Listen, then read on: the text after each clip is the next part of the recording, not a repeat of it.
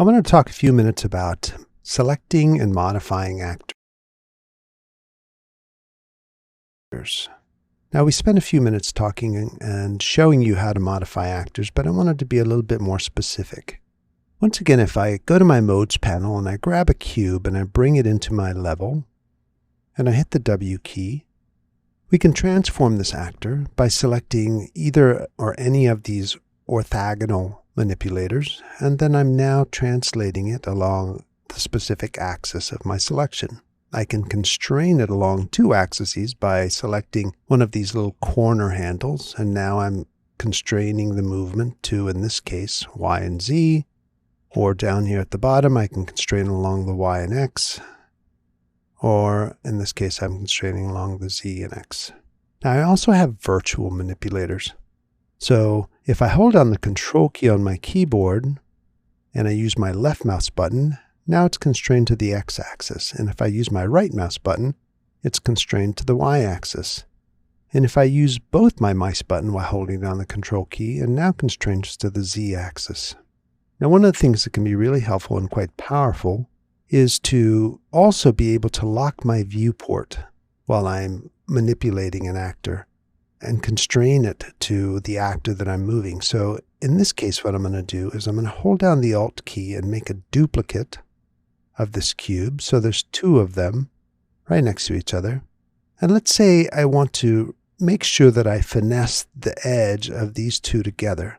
And I might turn off snapping to do this, or at least bring it down to one Unreal unit to move this actor right next to the other actor. And so maybe I will move my camera right along the edge, and now I can hold down the Control and the Shift key, and now as I move this actor using my virtual slider, you can see that my camera is constrained basically to this actor, and I can move that along anywhere. I can move it right to that very edge, and once again I can constrain it so that I can very precisely snap it along right next to the other box. And once again, I can continue to refine this just by making sure that it is exactly where I need it to be and no further. And if you need to turn off snapping, you just can move it very precisely by zooming in and constraining your camera. Now, of course, if I hit the E key, I can constrain to my rotation. And if I reset my rotation and I hit the R key, I've got these constrain manipulators also for scale. I get the planes to constrain the scale along an XY or an XZ or a YZ axis, or I can uniformly scale by grabbing in the center.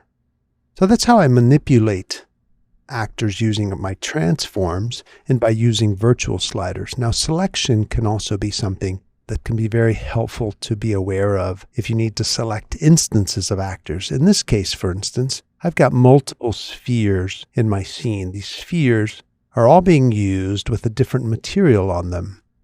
Let's say I want to select all the spheres inside of my level here. If I right-click over them, you'll see that there's a selection menu. And the selection menu gives me many options. I can select all, I can unselect all, and this will select all the things in the level. I can invert the selection. So right now I only have one sphere selected. I can invert the selection and now it selects everything but that sphere. I'll select the sphere again, go back to the selection menu. I can select any immediate children, descendants, variety of other selections, but by far one of the most powerful ones is to be able to select all matching actors of class. Let's say I want to just select all the other spheres, or I select this cube and I just wanted to select all other instances of that cube. This can be really, really handy if you wanted to alter the materials or change the scale of all the spheres, for instance, at the same time. So let's select all of these material spheres and decide, you know what, I just need them to all be a little bigger, 1.2 in the size scale. Now that's a little bit better. The art director would prefer that than smaller spheres in the scene. So be aware of that. It can be really handy. Additionally, if I were, for instance, to select all of these cubes and select all matching cubes and navigate over here to the cube that has the actual manipulator, you can see that the pivot point for all these cubes is in the corner here. Let's say that I wanted to change and alter the pivot settings for any of these. Now, you can't actually change the pivot to an actor inside of Unreal Engine without sending it back out to your digital content creation tool. But by holding down the Alt key, you can, using your middle mouse button, temporarily alter a pivot point. So if I hold down my middle mouse button and hold down the Alt key, I can temporarily alter a pivot point. So now I can actually manipulate all of these, and I'm going to undo that and once again move that, because you can see that if I select nothing and select the cube and then once again reselect all of those actors, the pivot point is moved back to the actual asset's origin pivot point. And this is true for a single selection or multi-select.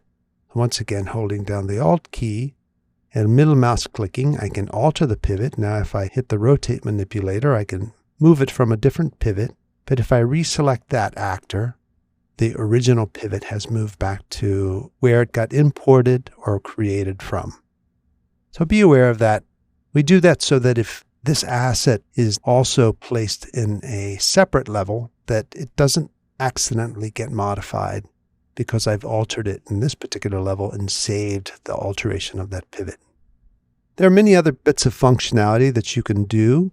You can see here that there is a pivot right-click menu that allows you to reset the pivot offset and also center the pivot on the selected actor. So in the case of this cube, I can right-click and center the pivot on the selected actor.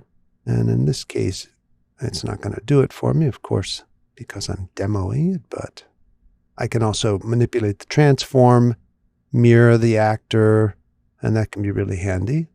Mirror along the z-axis. And you can see that that is being reflected here, mirrored along the x-axis, being reflected here in my transform. So if I reset the transform, it's going to go back to where it belongs. So mirror it back along the y-axis, and I believe it was originally scaled to 2. Not along all of them, but just along this single axis. 1 and 1, -1 there.